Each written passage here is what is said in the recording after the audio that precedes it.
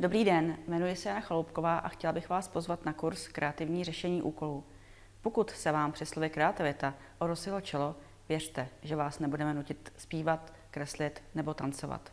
Kreativita není umění.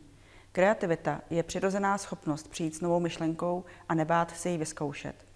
Proto by kreativita měla být základní charakteristikou všech řešení problémů. Ale z nějakého důvodu tomu tak není. Na našem kurzu zjistíte, co vám brání být kreativní a jak tyto bariéry odstranit. Zjistíte také, jak vygenerovat velké množství nápadů v krátkém čase. Naučíte se, jak pracovat s velkým množstvím různých myšlenek a nápadů tak, aby se z nich stalo řešení použitelné v praxi.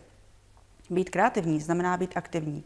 Proto náš kurz není koncipovaný jako formální školení, ale interaktivní workshop, během něhož projdete a vyřešíte spoustu více či méně jednoduchých úkolů. A já věřím, že vám tento kurz a všechny jeho úkoly pomohou znovu objevit váš kreativní potenciál. Těším se na vás.